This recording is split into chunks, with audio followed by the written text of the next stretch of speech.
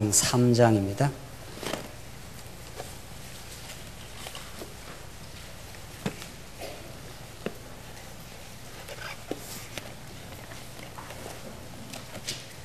우리 하나님의 말씀 구약성경 사무엘상 3장 1절 말씀입니다.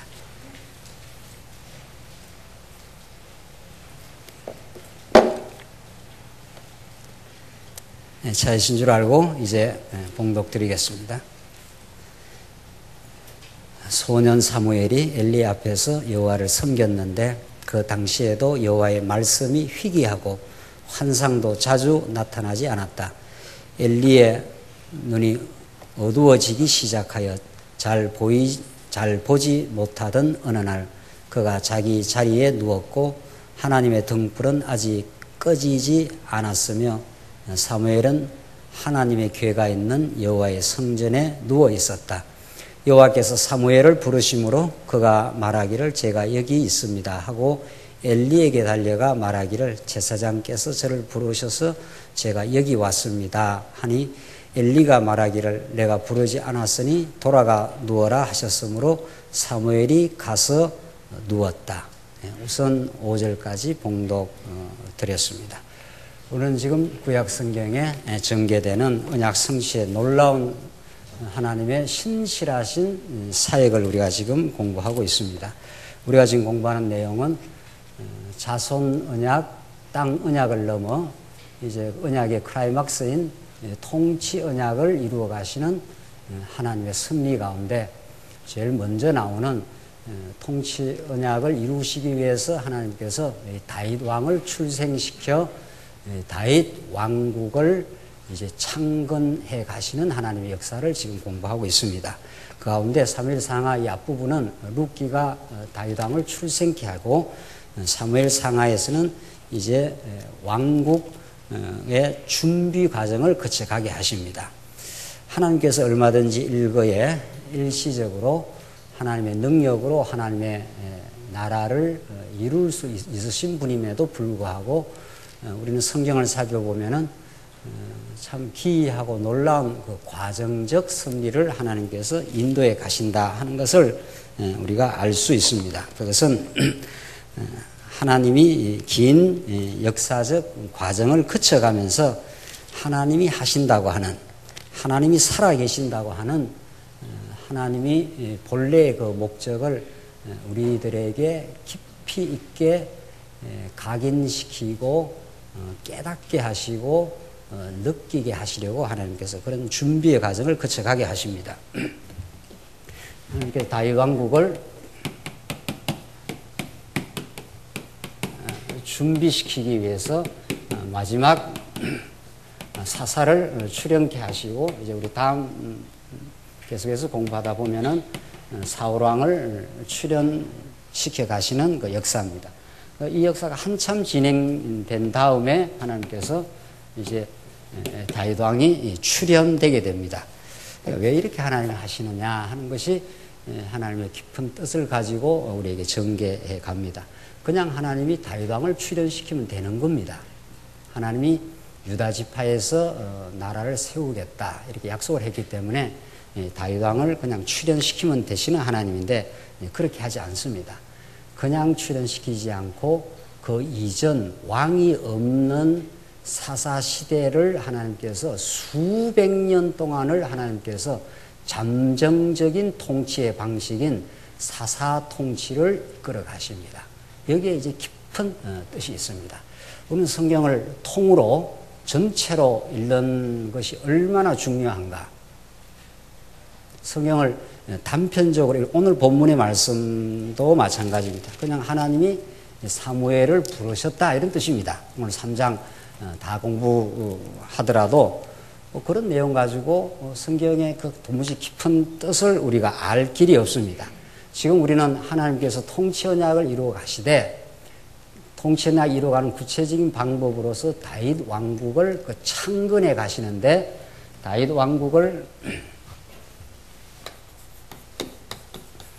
창건하는 그 준비를 지금 하나님께서 해 가시기 위해서 마지막 사사인 사무엘을 출현하여 다윗의 길을 준비시켜 가시는 하나님의 긴 역사 과정을 지금 섭리해 가고 있습니다. 우린 지난 시간 사무엘이 출생하는 것도 하나님의 능력으로, 또 사무엘이 성장해 가는 과정들을 우리가 지난 시간 엘리 가문은 부패하고 타락한 엘리 가문은 점점 쇠진해 가고 하나님이 세우시는 다윗 왕을 준비케 하는 사울 왕을 점점 성장시켜 가는 그 모습을 우리가 확인했는데, 오늘 3장 내용은 이제 그렇게 성장되어 가는 사무엘을 하나님께서 부르는 장면입니다. 한번 보십시다.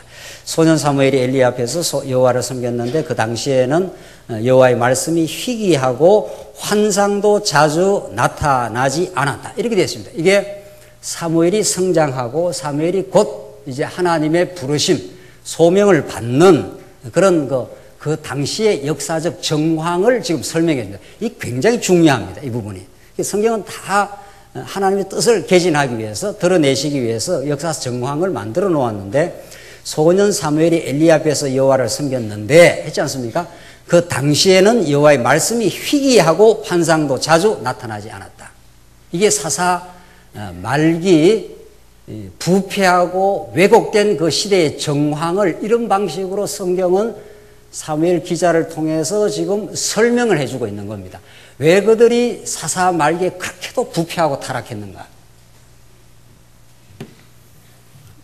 이 사사 시대고, 이게 이제 사무엘 상하에 다윗 왕이 출현하여 새로운 여명이 이제 떠오르는 시대인데, 이게 사사 시대 아닙니까?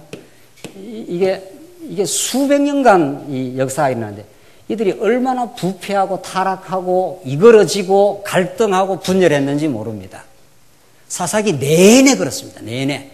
또 이스라엘 백성들이 악을 행하고 또 악을 행하고, 그때마다 하나님께서 사사를 보내주지만은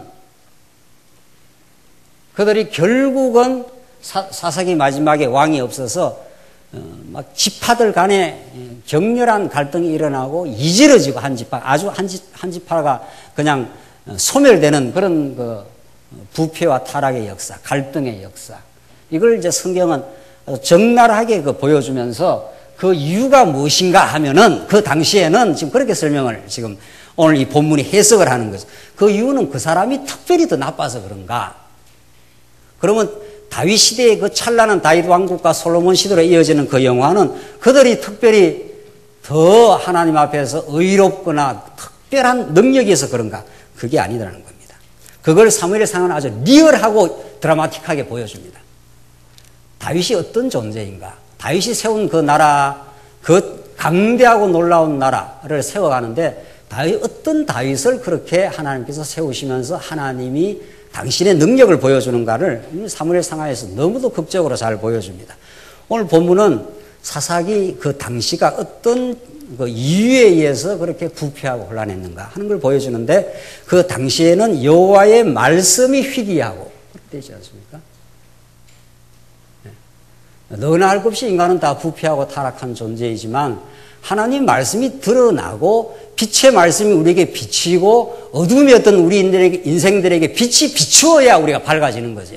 그 말씀이 희귀해지면은, 하늘의 말씀이 희귀해지면은 하나님께서 이 시대의 말씀을 희귀한 상황을 이렇게 만들어 놓는 거죠. 그러니까 사사시대 때 이렇게 된다는 겁니다.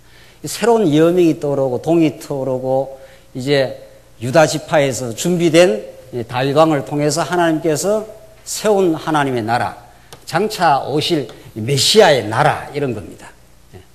그러니까 다윗 왕을 통해서 우리는 장차 오실 메시아의 나라를 꿈꾸게 하셨고, 구약 시대 때는 그 약속대로 메시아가 오셔서 이루실 그 나라를 하나님께서 이 다윗을 통해서 지금 사무엘 상하에서 보여주고 있는 건데, 그 당시에는 말씀이 희귀하니까, 말씀이 드러나지 않으니까 부패하고 혼란했더라, 이런 뜻입니다. 마찬가지입니다. 우리에게도 하나님의 말씀이 드러나지 아니하면 왜 한국교회가 이렇게 분열하고 갈등하고 이제 어두운 소용돌이로 서서히 들어가고 있는 사사 말기 정황을 방불케 한 상황으로 들어가느냐? 그건 여러분과 제가 오늘 이 말씀 속에서 정확하게 답을 알 수 있지 않습니까? 말씀이 희귀하고 환상도 자주 나타나지 않았다. 이때 환상은 하나님의 계시의 방편이니까, 하나님의 뜻을 가르쳐주는 방편이니까 그때마다 환상이 나타나서 하나님의 뜻을 가르쳐줘야 이스라엘 백성들이 하나님이 이 나라를 세울 것이고 세웠고 세울 것이다 이렇게 믿어지게 되는데, 환상이 나타나지 않으니까 그 백성들이 자기 소견에 옳은 대로 행했더라. 이렇게 사사말기가 그렇게 지금 오늘 사무엘상하는 사사말기의 마지막 징조와 새로운 시대를 여는 사무엘의 성장과 소명의 장면이 지금 나타납니다.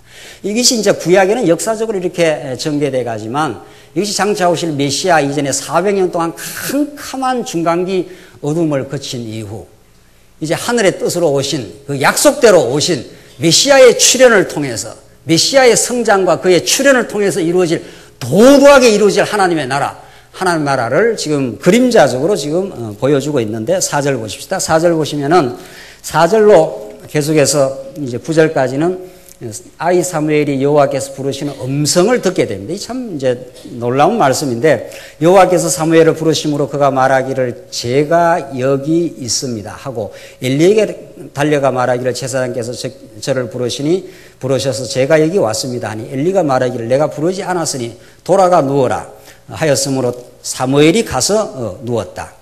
지금 4절 보십시오. 여호와께서 사무엘을 부르심으로 이렇게 됐습니다. 이 간단한 표현이지만은 사무엘이 여호와를 불렀다 이런 말이 없지 않습니까? 아브라함이 여호와 하나님을 찾았다는 그런 말이 없습니다. 이 하나님의 주권적인 은혜로우신 부르심 이런 뜻입니다. 그러니까 아무도 인간편에서 하나님을 불렀거나 인간편에서 하나님을 잡았다는 게 성경 66권 전체를 통해서 없는 거죠. 예수님이 바닷가를 다니면서, 갈릴리 바닷가에서 네가 나를 따라오라, 내가 너를 고기 잡는 어부가 아니라 사람 잡는 어부를 지금 만들어 주겠다라고 예수님이 베드로를 부르신 거죠. 이게 하나님의 주권적 부르심입니다. 이렇게 해야 새로운 역사가 일어나는 겁니다. 새로운 여명이, 사무엘을 하나님께서 부르셔서 그에게 소명을 주시고 그를 성장시키고 그 시대를 매개하는, 그 시대를 새롭게 하는 그 역사가, 그렇게 하나님은 역사를 새롭게 하십니다. 그러니까 말씀이 희귀하게 해놓고, 희귀하니까 전부 사사시대 때 어두움과 분열과 갈등의 역사 속에 하나님이 어린 사무엘에게 나타나셔서 사무엘아 이렇게 이제 부르신 거죠. 이래서 하나님의 역사는 일어나는 거죠. 이 시대를 하나님께 새롭게 하신다 했을 때도 마찬가지라는 겁니다. 언제 우리가 말씀을 우리가 잘 터득하고 잘 배워서 말씀을 깨달았습니까? 하나님이 우리를 부르신 거죠. 이 말씀 운동 안으로 누구누구야 이렇게 부르신 것처럼 그렇게 하나님이 불러주시고 하나님이 찾아오시고 하나님이 언약의 말씀을 우리에게 주신 그 역사를 통해서 하나님께서 이 땅 위에 하나님 나라를 이루어 가신, 이것이 지금 하나님께서 사무엘을 주권적으로 말씀이 희귀한 시대에 주권적으로 불러 사무엘을 세워가는 하나님의 역사입니다. 사무엘이 그걸 몰랐습니다. 말씀이 희귀하니까, 그런 역사가 없으니까, 하나님이 자기에게 나타날 리가 없으니까 엘리가 나를 부르는가 보다 해서 지금 가지 않습니까?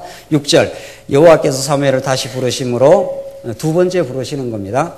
여호와께서 사무엘을 다시 부르심으로 사무엘이 일어나 엘리에게 가서 말하기를 제사장께서 부르셔서 내가 왔습니다 하니, 엘리가 말하기를 내 아들아 내가 부르지 않았으니 돌아가 누워라 하였다. 그때는 사무엘이 아직 여호와를 알지 못했고 여호와의 말씀도 그에게 아직 나타나기 전이었다. 하나님의 구체적인 말씀이 사무엘에게 나타나기 전이기 때문에 사무엘이 그렇게 말씀을 깨달은 적도 없고, 또 누가 부르는 소리가 나니까 하나님이 불렀다고 감히 이 상상을 못하니까, 엘리하고 같이 있었으니까 엘리가 부르는가 보다 이렇게 해서 갔다는 거죠.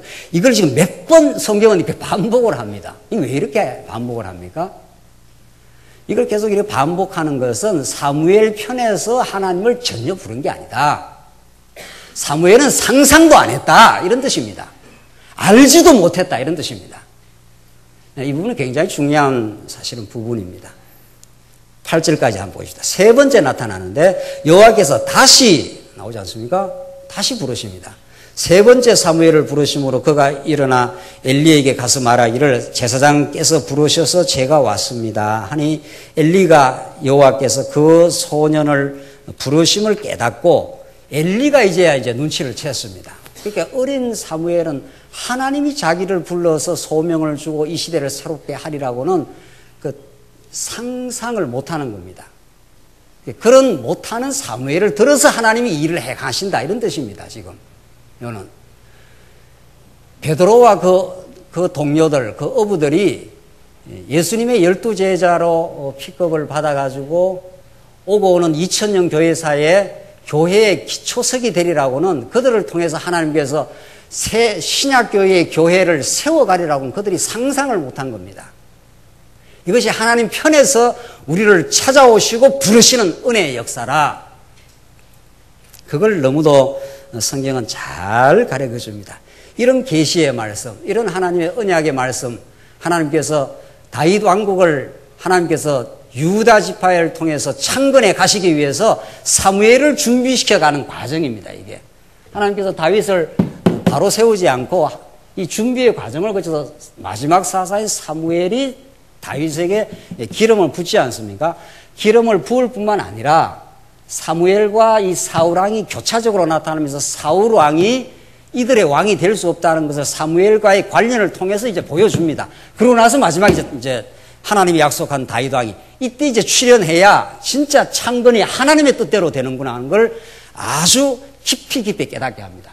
그래서 사무엘이 중요한 이 매개 역할을 하는데 사무엘이 뭐 생각이 있은 사람이 아니잖아요. 이런 거 보면 참 너무 재미나지 않아요? 성경은 여러분 어떤지 모르겠는데 아무 생각 없이 저는 살았거든요. 언제 말씀을 깨달으려고 했거나 말씀을 뭐 소중하게 생각하려고 했거나 성경에 이런 복음이 있다고 상상을 해봤거나 누가 가르쳐 주리라고 믿었거나 바랬거나 전혀 그렇지 않는 상황. 아마 여러분도 그럴 겁니다. 지금 하나님께서 여호와께서 사무엘을 부르시고 세 번이나 불러도 사무엘이 그걸 캐치를 못합니다. 하나님이 부르셨다는 걸 지금 알지를 못하는 걸 성경이 이렇게 보여주지 않습니까? 그걸 왜 보여주십니까? 하나님께서 사무엘 네가 뭘 잘게 네 편에서 내한테 찾아왔거나 네 편에서 캐치를 잘했거나 그런 게 아니라는 겁니다. 전혀 하나님 편에서 주도적으로 주권적으로 찾아오신 하나님. 그래서 사무엘을 세워서 새 시대를 열어가시는 하나님. 그래서 하나님이 하셨다는 걸 가르쳐주기 위한 하나님의 섭리. 우리는 성경 길게 공부하지 않아도 이제 성경 전체의 맥락을 알고 있고 성경 어떤 부분을 우리가 읽어내도 성경 어떤 부분을 읽어도 하나님이 준비시키고 하나님이 계획하신 것을 하나님이 차근차근 준비시켜서 생각지도 않았던 사무엘에게 찾아와서 세 번이나 불렀는데도 사무엘은 모르지 않습니까? 그러니까 우리 편에서 뭐 소명을 깨닫고 열심히 낸다 이게 다 말짱 이거 헛하는 소리입니다. 하나님이 불러주셨고 하나님이 찾아오셨고 하나님이 깨닫게 하셨고 하나님이 우리를 하여금 이 복음을 지켜가도록 추동해 나갔기 때문에 우리가 하나님에 밀려서 하나님의 뜻을 이루어가는 겁니다. 하나님이 하시는 일이라는 거죠. 하나님이 우리 마음속에 찾아오시고 복음을 깨닫게 하시면은 우리는 견딜 수 없이 그렇게 움직여져 가는 것뿐입니다. 앞으로 어디로 진행될지를 누가 알겠느냐 말입니다. 이 복음이 어디로 퍼져나갈지 아무도 모르는 겁니다. 우리는 상상하기가 어렵습니다. 언제 우리가 다음 10월 달에 인도 가고 중국 가고 복음이 전파되리라고 이전에는 상상하지 뭐 큰 어떤 틀은 있는 거죠. 물론 땅 끝까지 복음이 간다 했지만 어디로 누구를 통해서 어떻게 갈지를 우리가 어떻게 합니까? 하나님이 하시는 일이죠. 사무엘은 지금 모르는 겁니다. 어린아이 같은 사무엘. 불러도 지금 못 깨닫는 지금 사무엘. 우리가 언제 그렇게 말씀을 잘 깨달았습니까? 언제부터 우리가 말씀을 그렇게 잘 깨달아서 그랬겠냐 말이죠. 하나님이 깨닫게 하시고 하나님이 찾아와 주시고 누구야 하고 이제 다 부른 겁니다. 우리를 다 이렇게 한 사람 한 사람을 다 불러서 그때 이제 엘리는 깨달은 거죠. 사무엘은 지금도 모르지 않습니까? 사무엘에게 말하기를 가서 누워라. 만일 그분께서 너를 부르시거든 여호와시여 말씀하소서 주님의 종이 듣고 있습니다 라고 말하였다. 그러니까 하나님은 말씀하시고 우리는 듣는 존재지요. 하나님은 온 우주 만물을 창조하시고 당신이 부르시면 당신의 뜻대로 인도해 가시는 그 위대하고 거룩한 분이시고, 우리의 본분은 그냥 부르면 그냥 듣는 정도예요. 듣게 하는 것도 하나님이 하시는, 들려야 우리가 하나님의 뜻을 행하지 않습니까? 여호와의 말씀을 들을지어다 하는 게 그 신명기 말씀에 계속 나오는 말씀입니다. 우리는 들은 존재지 우리가 잡은 인생들이 아니라는 거죠. 그래서 사무엘이 그 이야기를 듣고는 이게 도대체 어떻게 된 건가? 계속 자기를 부르는 소리는 나는데 하나님이 불렀다는 걸 지금 모르는 겁니다. 그 후 여호와께서 오셔서 서시고 있지 않습니까?